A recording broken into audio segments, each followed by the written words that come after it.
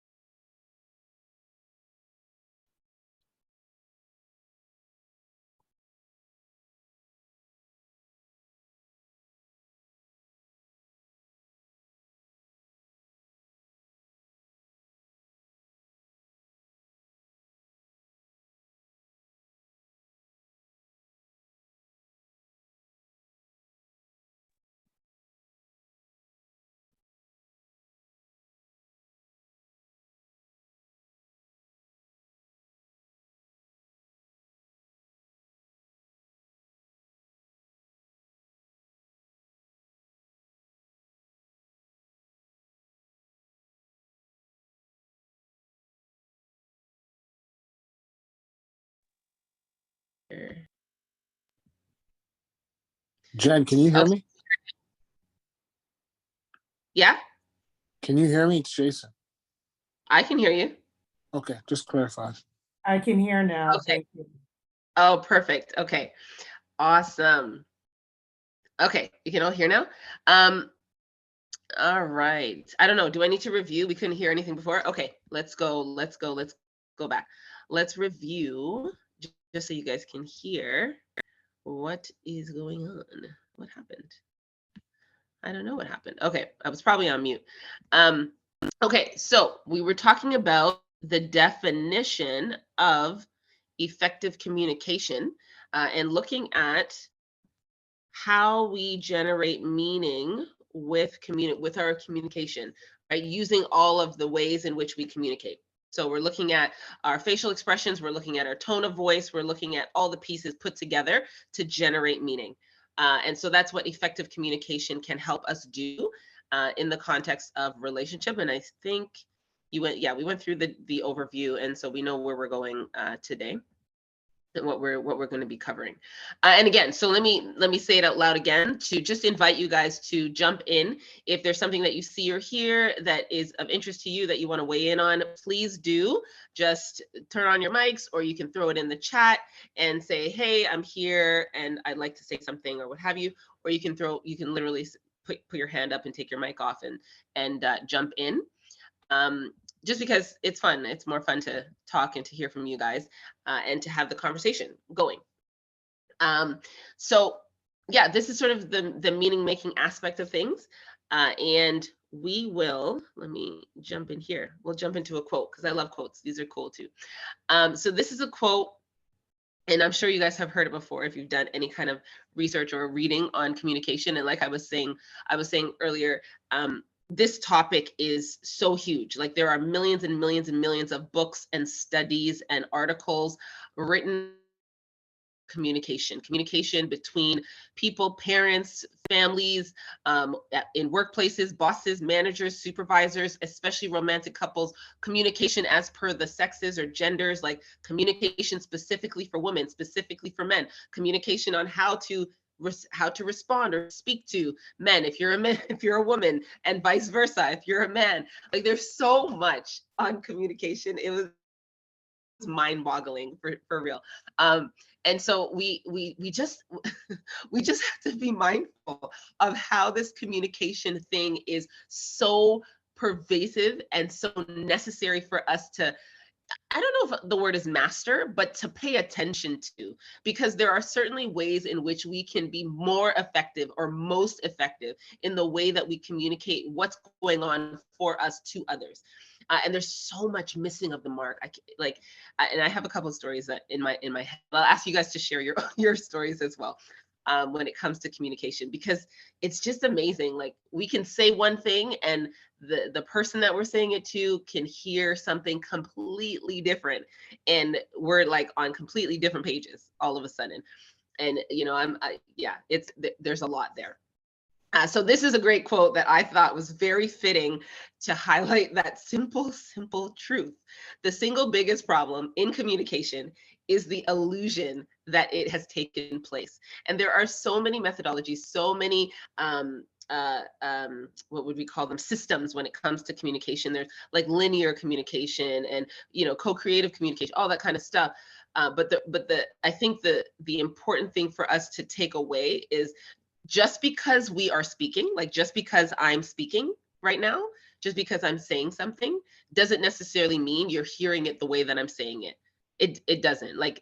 I'm going to assume that and hope for the best. I'm going to assume that the words that I'm saying are clear. I'm going to assume and hope for the best as it pertains to the words that I'm saying and how I'm putting them together and so on. But I mean, you might be filtering them through your own personal experience that you had with your partner this morning. And so you're upset, you're angry, and you're like, yeah, you see, that person doesn't communicate and so on. And you might be hearing this as a complete validation of, or justification of whatever response you gave your partner this morning, right? And while we're talking about a larger topic. So we have to remember that we interpret as well as we express based on our personal location, based on our personal experience. And so I think this is such a fitting quote. I laughed and chuckled when I saw it, because I thought to myself, there have been so many instances in my life where I've thought, oh yes, you got the across, you communicated well, you said what, right? You love the quote, Tash? Like, you communicated well, you said what you had to say, and now you're waiting for that response, and you're expecting like the response that you're expecting the response that you're looking for. Like, you said what you had to say, and that is going to trigger the response that you have been waiting for, and the response doesn't come, and you're like, what just happened? I don't get it. And I think, well, some of you guys have played this game. There's a game called Categories. It's a card game where you have a deck. And I think this is borne out in this card game.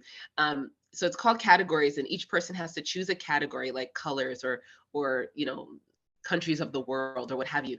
And then you flip over the cards in front of each person, and you look and see, and if two people have like a same card match in that round, the both of them have to like face off, and one person has to item in the category of the other person, or vice versa, and somebody has to say it before the other.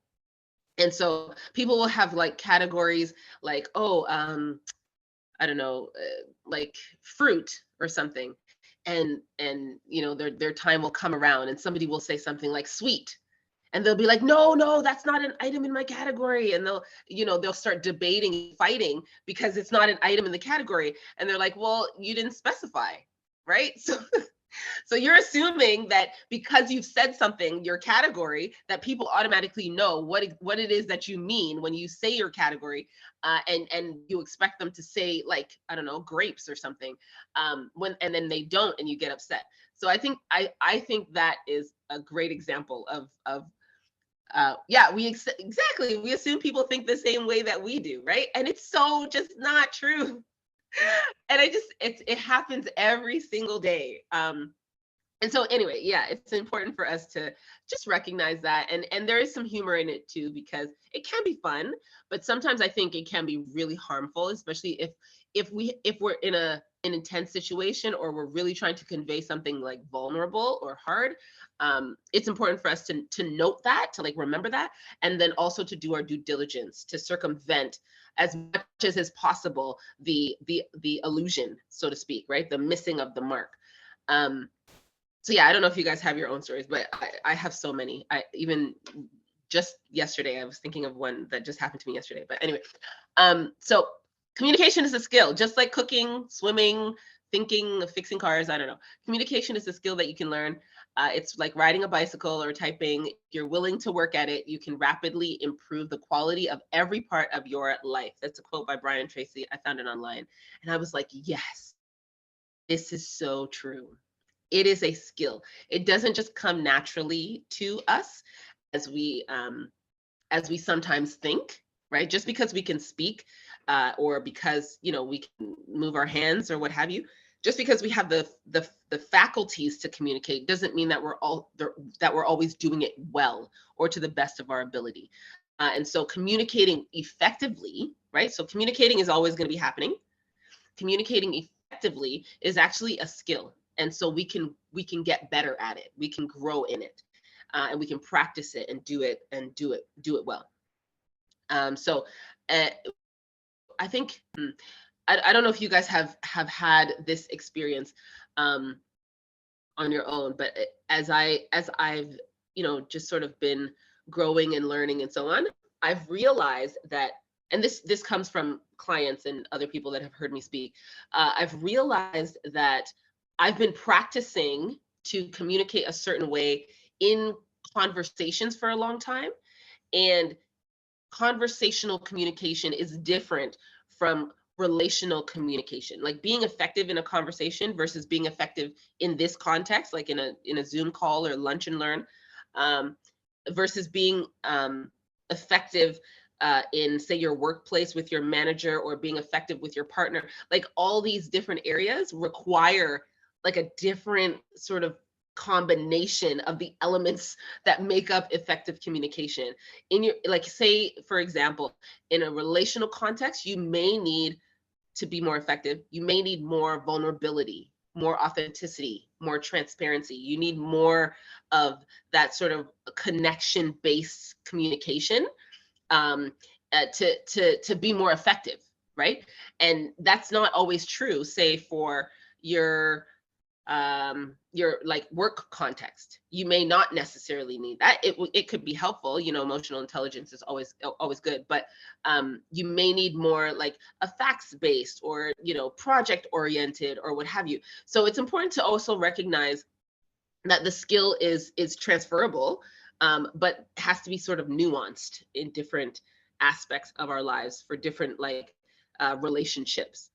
But the point to remember is that it is a skill, and it can be learned. Yeah, we can grow in it. We can get better. Sorry, we can get better at it. May I add something, Jen? Who's jumping in? Jason. Yeah. Hey, hi, Jason. Hi, how you doing? Great. First of all, thank you for inviting me. I know it's been I've missed a couple weeks. My apologies. No I happen worries. to be off today. As you speak about communication, I think oftentimes we take for granted.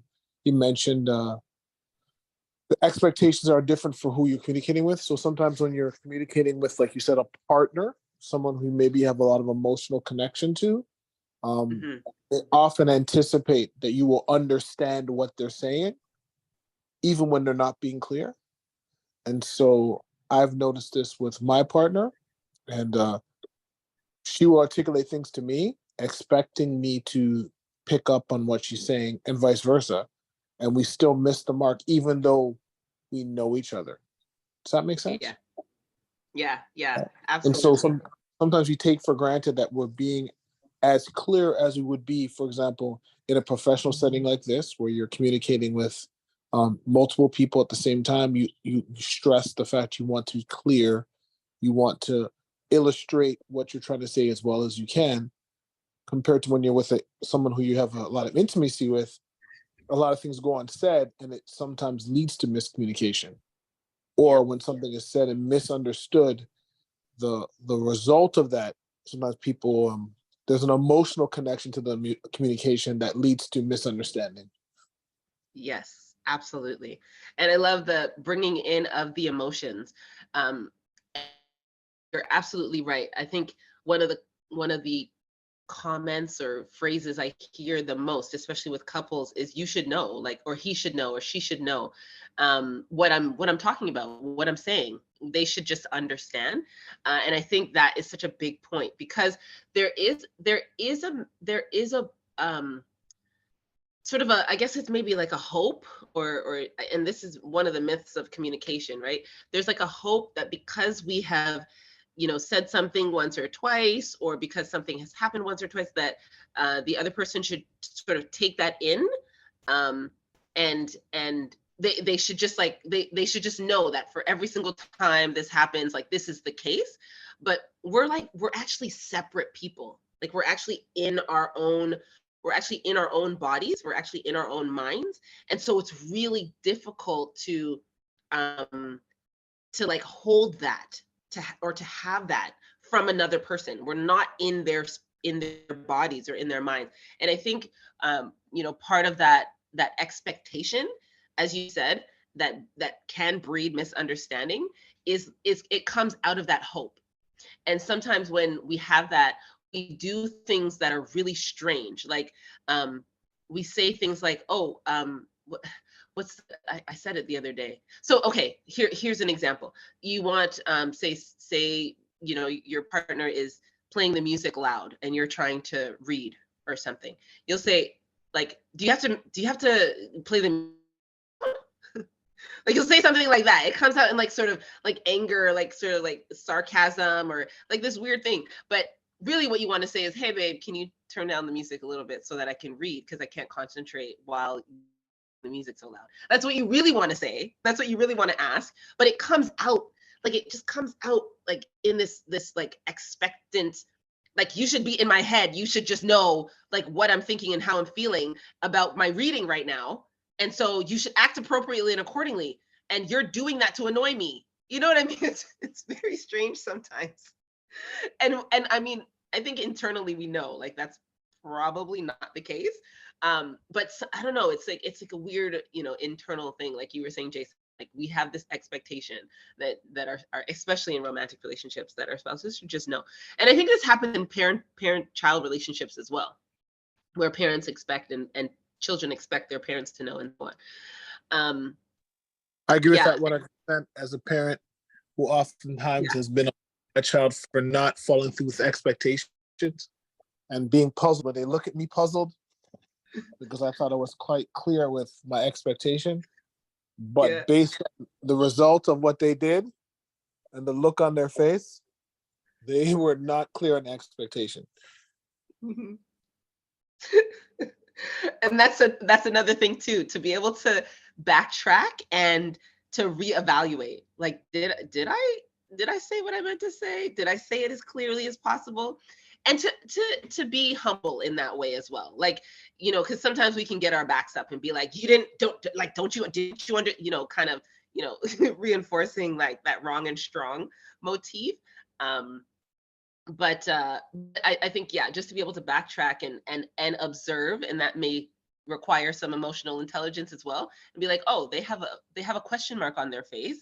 It's probably likely that they didn't quite understand, and perhaps even more likely that I didn't necessarily convey fully or completely, as completely as I could, the message that I wanted to. And that takes humility, right? And that takes emotional intelligence, and that takes pausing. And we'll talk about sort of I see a comment. We'll talk about sort of the cycle there in a second, that I think will be helpful for us as we communicate. I grew up automatically having to translate Caribbeanisms. Yes.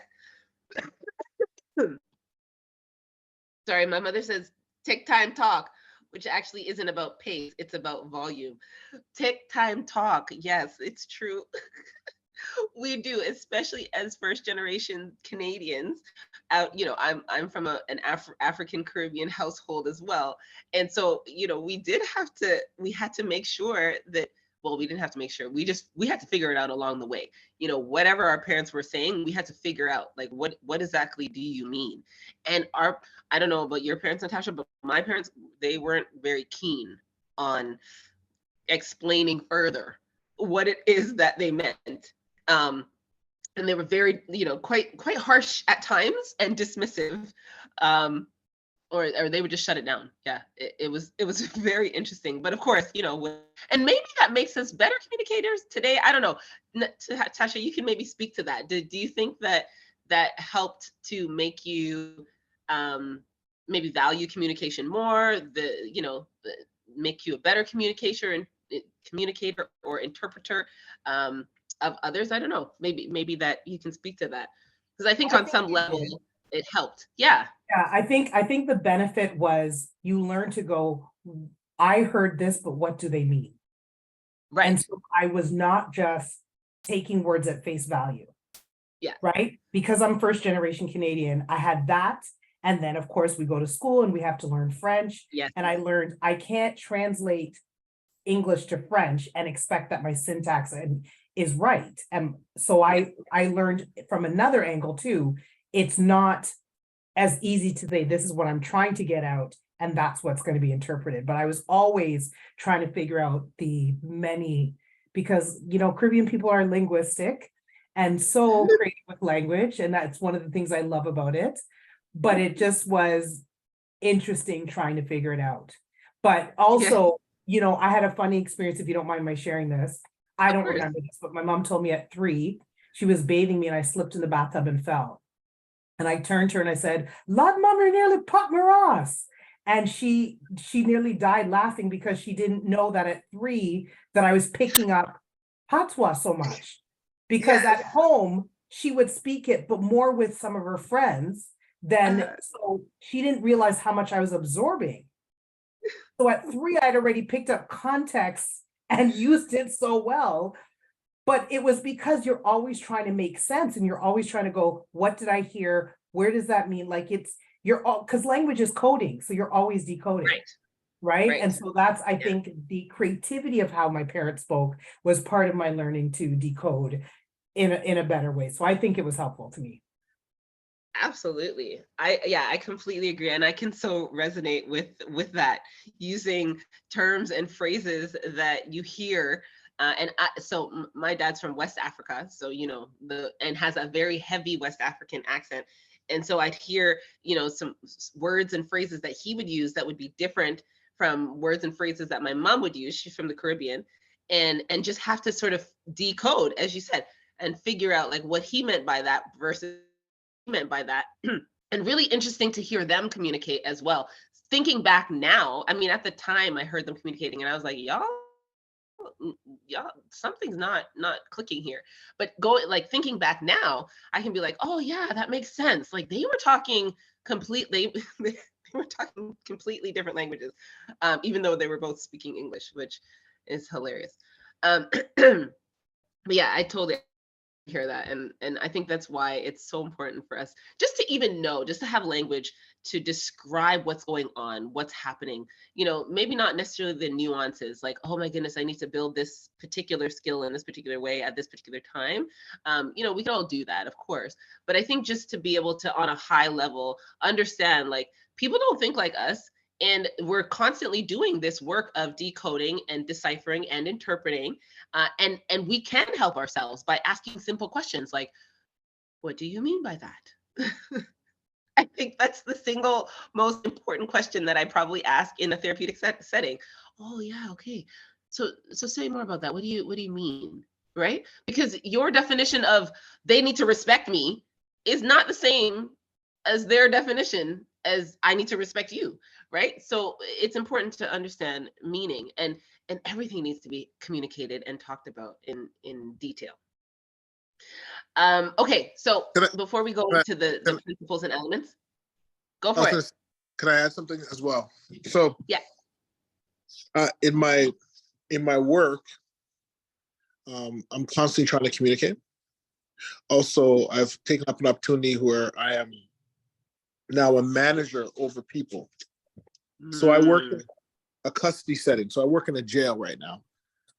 It's been an opportunity for me to develop some management related skills. And so when we go back to being a multi-generational person, a person who's kind of right in between two generations, two countries, two levels of expectation, I find now that I'm constantly trying to decipher intent behind communication. Intent. Yeah. So when you're dealing with people who are antisocial, it's sometimes things are said, threats are used instrumentally, and so it's subtle. And so you're trying to pick up on, okay, what is the meaning behind you making certain statements? Should I be concerned that these statements come with certain behaviors? Or if I ignore the statement, am I setting myself up for future problems because you've, in a sense, warned me with your communication? So I find it interesting dealing with young men who are, I guess they haven't developed the best ways to communicate, so they use violence as a form of communication. Yes. Right. Yes. So Yeah. you're there trying to interpret, okay, can we get to what this young person needs? Because if we don't interpret this right, what they're saying is almost a request, and if ignored, it could lead to something catastrophic, right? Yeah. And so Yeah. it's an interesting setting because I believe that I'm a communicator in myself, and so I almost pride myself on trying to be understood and trying to understand people. And so I'm really learning how to kind of manage that work, like that skill, and develop better ears. So yeah. Yeah. Thank you for that. And I love that. I love the way that you put that, develop better ears. Um, and it is an interpretive process, right? Part of communication is being able to read between the lines and to decode, to decipher, to understand. And like you said, especially in high risk environments, and part of that has to do with, you know, mental, emotional, physical health, and violence. If someone says like, yo, I'm gonna kill you, like, is it a cry for attention, or is it like a threat, right? You do have to respond in some way. And I don't know if any form of communication, especially that garners shock, awe, and surprise, is for no reason. I think that on some level, you know, we're bidding. John Gottman talks about how we bid, and we put out bids to connect with other people. And sometimes those bids can be misinterpreted because, you know, we might be sarcastic, hostile, angry, or what have you. But our internal hope and desire is really to connect. So we're communicating to connect. And I think it's John Maxwell has a book called Everybody Communicates, but Few Connect, right? Because sometimes the means that we're using to communicate, the words and so on, are not connection words, but that's our hope, that's our desire, right? At the end of the day. And so, yeah, we do have to make sure that we're doing our due diligence to, you know, develop our ways of both expressing, but also experiencing or interpreting or hearing, right? So developing our ears. Yeah, that's huge. So this is the 7 key elements of guiding principles of effective communication. This is from, what book is this? I taught this course years and years ago at Humber College. It's an interpersonal communication course. This book is called Think. It's a Canadian book, but anyway, I love it. And the one I want the one I want us to really focus in on is number 1. It's self. Know thyself. And I think for every single conversation that we've had thus far, we've started with the self. And what our role and responsibility is as individuals in this entire process when it comes to cultivating and building healthy relationships. We have to start with ourselves, right?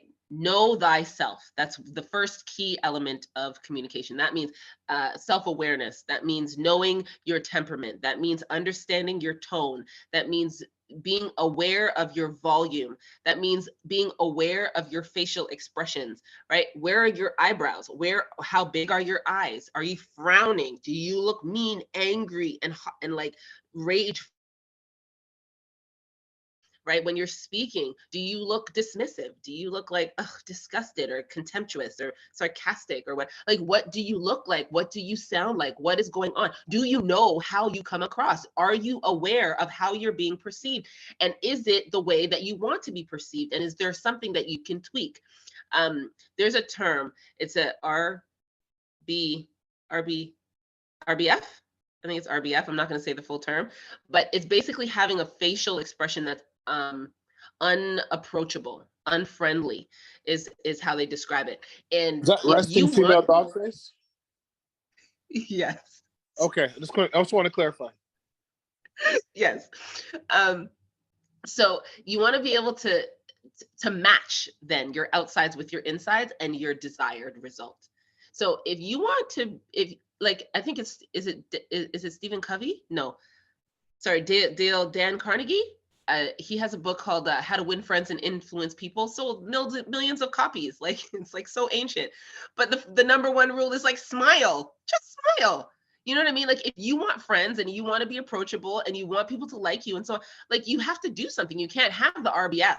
You can't just be like, oh, this is just my face. Well, then be alone. You understand, right? You need to be able to, like, this is a skill. You have to do something. A skill requires for you to practice, for you to do something. You have to put forth energy and effort in order to build a skill. And so the skill of effective communication with other people, especially when it comes to connecting and building relationships, good relationships, healthy relationships, it requires for you to know what's going on with your body, what is happening, what's right. And so I think, love the translation. Yes. So yeah, really important for us to note. And here's a caveat. The people that know and love you, the people that know and love me, they will tell me and they will tell you. And it's important because the people that don't know and love us, or that know us but don't care that much, they probably won't say anything. Um, so I remember, this is a few years ago. I have a really, really great friend, and I said something to her. We were talking about like a sensitive topic, and I said something to her, and she stopped and she looked at me, and she just said, "I don't like your tone." Just like that. Just, "I don't like your tone." And I was like, "What?" But I didn't get angry. I was just like, "Oh, whoa, okay. Let me check my tone," right? Because she's not going to say to me unless it's real, unless it's very much there.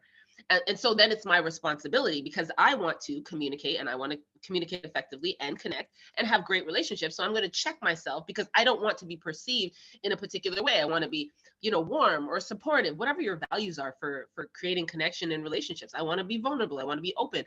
I want to invite others to do the same. I want to be non-judgmental and, non-critical and empathic, and all the things that make for great relationships. So if I am coming across a certain way, and my loved ones tell me, like, you need to slow your roll, or your face, or you need to come down on that tone, bring it from a 10 to a 1, or what have you, like, yes, in the moment I might be like, oh, taken aback, and it might, hurt in a certain way, but I have to take that into consideration. This happened to me just yesterday. I was told, hey, I don't like when you do that. I don't like when you say that. I don't like when you approach something like that. And I was like, oh, whoa, okay.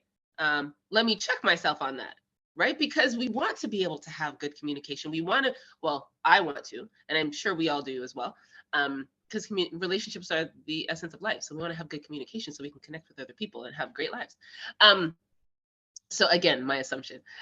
So anyway, the point is, know thyself. And then the other points are, number 2, others, connect with others. Because all of these other things come out of knowing ourselves. Emotional intelligence is a great way for us to grow in empathy, in our social skills, and self-awareness, and so on. And listen, let me say this. I've been on this self-awareness journey for over 10 years, okay? And I mean intentionally and actively. And I barely know myself. So it's an ongoing thing. It's a lifetime process. It's a lifetime journey to know yourself. Okay, so just, you're never going to arrive. Just do your best, and then, keep it moving. I don't think I have any chats. Okay, we'll do some stats, and then some tips and tricks, and then we'll wind up.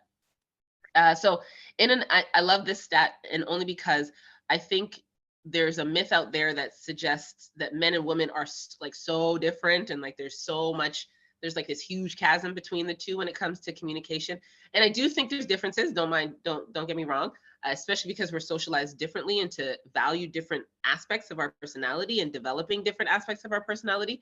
But there are a lot of studies that also bear witness to the fact that we are very similar. And some of the ideas that we have that are pervasive in media and in our society are actually not in line with the truth. So here's one. In an analysis of 63 studies of gender differences in talkativeness, men talked slightly more than women when interacting with spouses and strangers, and when the topic was non-personal.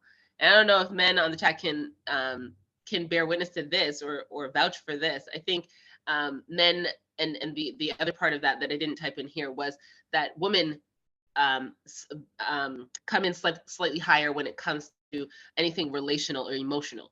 So I thought that was interesting, because sometimes we think, oh, men have like one word for every 50 words women speak, which is actually not the case. When we're talking about things that aren't necessarily personal, men are right in there. Yeah, they can talk about the weather, and they can talk about how'd you sleep and what are you eating and what the news is and all that stuff. And when you start asking, like, okay, so how do you feel? Then it's like, whoa, good, right? So I don't know. As a man, at least as someone who plays a man on a daily basis, I would agree.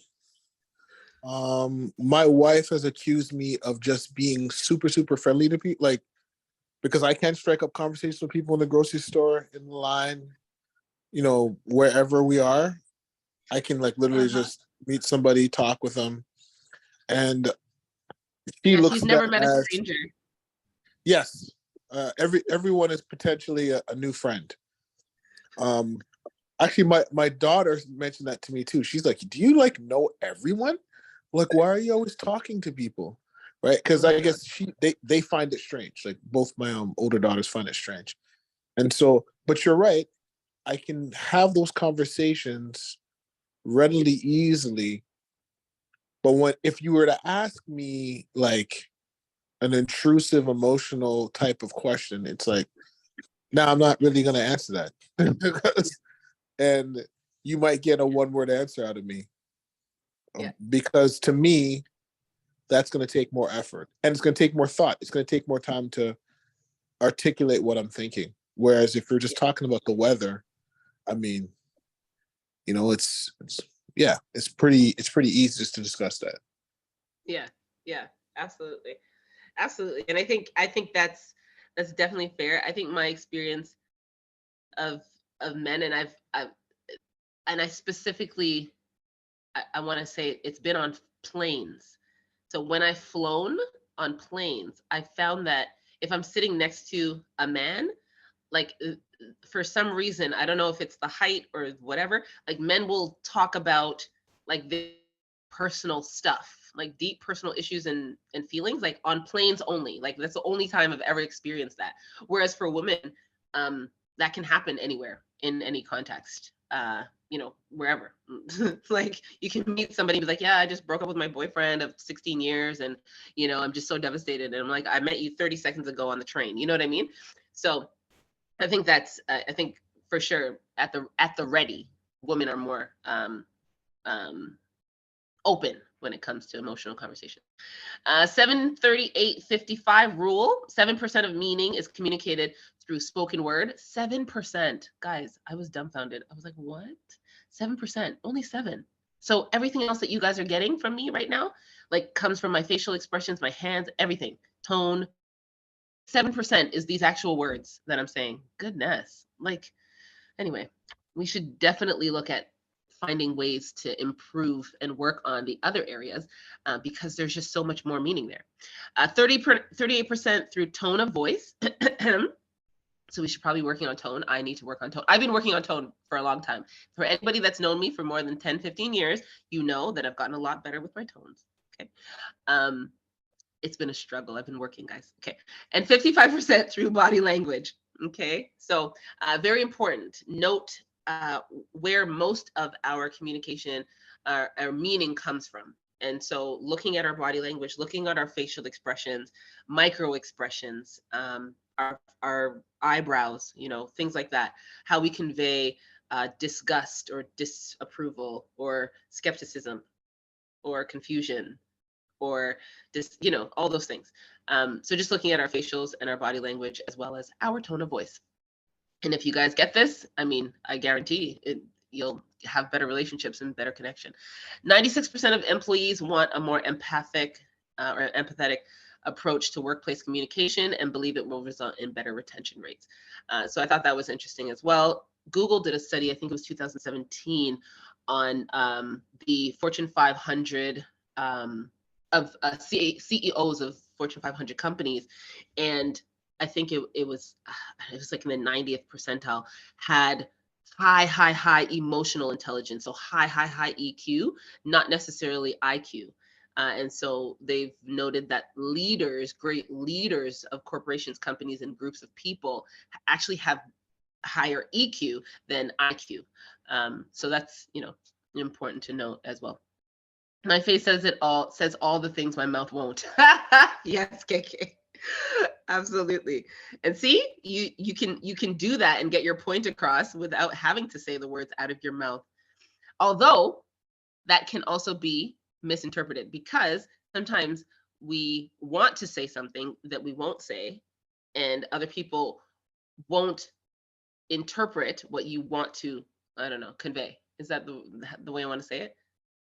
Like people will just ask you like, hey, I'm seeing this, is that what it means, right? And then you'll have to speak. So it's an invitation to talk, and I think that's actually the best way, rather than running off and being like, oh, she was frowning, so she was angry with me.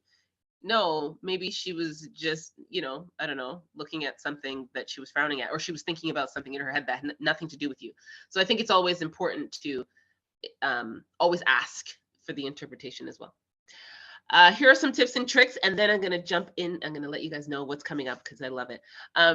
Tips and tricks, countdown. A lot of people, we have dysregulation when it comes to communication, and it hinders our ability to communicate well. So count down, get calm. Get calm is really what I want to say here, because that will help. It'll just help for you to figure out what it is you actually want to say, what you really are feeling, and share that, as opposed to sarcasm and anger and the unnecessary remarks and the tone that comes out. It's unnecessary and it doesn't help. So count down 10, 9, 8, 7, 6, 5, 4. Just count from 100 if you need to. Never assume. They just don't know. They don't just know. I promise you, they're not in your head. You guys are not in my head. You don't know. You don't just know, right? They won't just know by my body language. Well, if I just give them silent treatment, they're going to know that they upset me that time when we were over at the park. And no, they don't know. Just talk, please. Count down, say the words, and you'll be okay. Stop, speak, ask. So it will save lots of time and energy and avoid misunderstandings if you just stop yourself, just speak, or just ask a question. That's it. Express more and less. So express more of what you want, less of what you don't want, of course. Connection over communication. So is it more important to be right or more important to preserve the relationship and to ensure that you're not beginning or continuing destructive or maladaptive patterns? So connection over communication. Do I want to do this silent treatment or this passive aggressive behavior? Is that going to plant a seed for continued passive aggressive behavior or silent treatment going forward? Do we really want that? Is that the kind of relationship that I want? No, so I'm not going to start, right? So look at what you want overall to be connected to this person and the healthy relationship aspect, and then tailor your communication to connect with that. And then your feelings don't have arms and legs. I love that quote. I don't know if I said it or if I heard it somewhere, but either way, our feelings don't have arms and legs. We do. So we always have to decide how we respond and what we choose to be, how we choose to behave. Sorry, as a result of our feelings. All right. Okay. So this is my personal challenge. My personal challenge to you guys. This is just a book that I thought would be cool because it is in line with effective communication. It's the 16 Undeniable Laws of Communication. And I think, yeah, it would be helpful if anybody's looking to grow in that particular area in their lives. And I have a growth plan for us. The law of intentionality says that growth doesn't just happen. And it starts with us. So know thyself is very much in line with this idea. So today's the last day of our relationship series for season 1. We'll be starting back again in September with season 2. And there are some really cool topics coming up, y'all. So you definitely want to join in for that and look out for that. And I'll be sending that out. But for the summer, next week, I'll be doing the Introduction to the Summer Success series. And we'll be doing 6 weeks starting the end of July. So July 27th to August 31st. There will be 6 weeks, and we'll be looking at, I know, summertime for most people, if you have kids and whatnot, most people are like off doing fun stuff. So I don't usually work as much in the summertime. And so I usually take the time for my own personal growth to do, courses and classes and trainings and whatnot. So I want to invite y'all into that this year. And so I'll be doing a summer success series, and we'll be looking at personal growth and development, looking at the laws of personal growth, looking at how to grow intentionally, and then talking about that, discussing that in a very similar way to how we're doing it here. And we'll do 6 weeks from July 27th to August 31st, and we're doing it on Thursdays at 5:45 p.m. Because the lunchtime hour doesn't work for everyone, of course. But we want, more people to come in. And that will be capped at, I think we're doing 10 or 12. So get in, let me know if you guys do want to be a part of that. And it will be amazing. I do have a quick preview. I'll be mindful of the time. Yeah, we got 5 minutes here. So we'll be doing the 15 invaluable laws of growth. And I just highlighted two laws here because I thought they were really good. The law of pain and the law of the rubber band. And I don't know if you guys saw my little pictures. My little pictures here are very intentional. Okay, so sometimes we're like this little glass over here in the corner, and you know, life is pouring into us and we're overflowing because we're not big enough. We're not big enough to contain. So then we grow to this like fishbowl thing. Life is pouring into us and we're like, okay, we're contained. But really what we want is the overflow. We want this like flooding of the waterfalls. We want the fullness. We want the most that life has to offer, but we ourselves are not big enough. We can't contain. So in order for us to receive all that we want and to meet all of our goals, we have to expand, we have to grow, we have to stretch, we have to become bigger containers. And that means we have to grow personally. And so that's the idea of the Summer Success Series, to take time to focus on intentional growth of ourselves, right? And that does involve knowing ourselves and so on. But the law of pain is that good management of bad experiences. Who's jumping in? Sorry, I heard somebody jump in. So the law of pain says that good management of bad experiences leads to great growth. Who's chatting? Okay. All right. I don't know.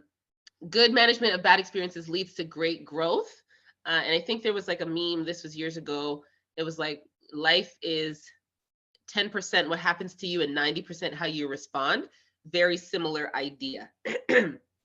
And then the law of the rubber band is growing to your full potential requires stretching out of your comfort zone. So we'll be talking about other laws and just sort of how to apply them to our lives and building a personal growth plan. How many of us have a personal growth plan? I don't know if you guys, I didn't have one up until like maybe 12 years ago when a friend of mine gave me like a passion planner and I was like, oh, let me do this. But I don't know. Do you guys have a personal growth plan? Is that a thing for you? And you guys can let me know if you do, because it wasn't a thing for me. Kalenia says, I do. It's ever evolving. Okay, yeah, that's awesome. So the Summer Success Series will give us time to do that. Not a formal one. Yeah, that, I mean, it's not really a thing, but it's just so important. It's like, well, why don't we have goals? I mean, we have to have a plan to grow, to meet our goals, right? We have to stretch and get bigger so that we can meet our goals. So yeah, we're going to be doing that, and it will be a lot of fun. And so you guys reach out to me and let me know if you guys want to be a part of that. Throw your emails in the chat as we close so I can send you guys the replay for today. And then, of course, any information on the Summer Success Series that we're going to be doing an intro for next week, Thursday at 5:45 in the evening.